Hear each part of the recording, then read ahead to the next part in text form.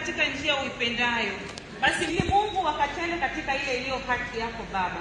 Kipekee kabisa tunamkabidhi mwenyekiti wetu Mheshimiwa Lissu katika mikono yako iliyo mikuu Jehova, maana umesema amani ya kweli inatoka kwako, faraja ya kweli inatoka kwako, na ile haki Jehova inatoka kwako. Tazama mwenyekiti wetu katika magumu yote amekuwa mtu mwema, asiyekasirika, asiyelalamika wala kusononeka katika mahakama hii hata alipopita katika magumu. Tazama mtu huyu tunamfananisha na Ayubu ambaye katika mapito yake magumu kabisa Jehova bado alikutukuza wewe, bado aliamini katika wewe Jehova. Na sisi pamoja naye tunashirikiana katika imani hiyo, tukiamini kwamba haki ya kweli inatoka kwako tu, wala si kwa wanadamu Jehova.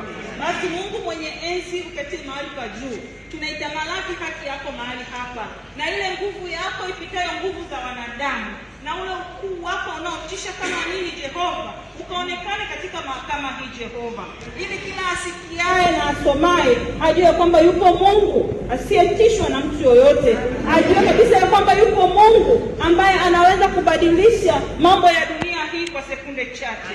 Basi Mungu mwenye enzi ukatamalaki, na haki yako ikaonekane na kuthibitika mbele za uso wa dunia. Amen.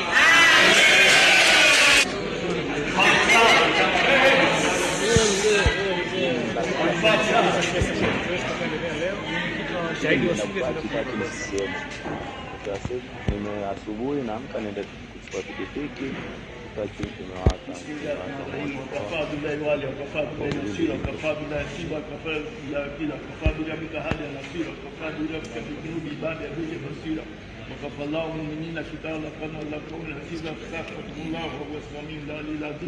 na tafsiri hayo niliyosema. Anasema kwamba Mwenyezi Mungu, wewe peke yako unatosha kuwa shahidi, wewe peke yako unatosha kuwa wakili, wewe peke yako unatosha kuwa jaji.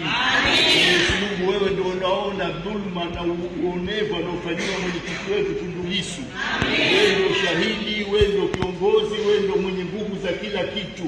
Tunakuomba Mwenyezi Mungu, inshallah kwa nguvu zako, baraka zako na uongozi wako, ufanyie haki uongozi wetu, ili uamrishe majaji wahukumu haki na wahukumu kisheria, kwa sababu tunaamini sote, dunia inaamini, wao unajua na watoto wanajua kwamba huyu mtu anaonewa, anadhulumiwa, hajafanya uhaini wowote wala hajafanya kosa lolote.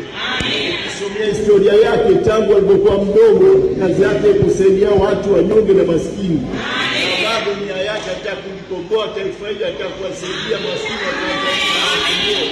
Kwa hivyo Mwenyezi Mungu, tunakuomba sote kwa pamoja umsaidie na umpatie haki yake ili aweze kuliongoza taifa hili. Kwa baraka za Mtume wetu Muhammad sallallahu alaihi wasallam, tunakuomba Mwenyezi Mungu tukubalie dua zetu. Amin.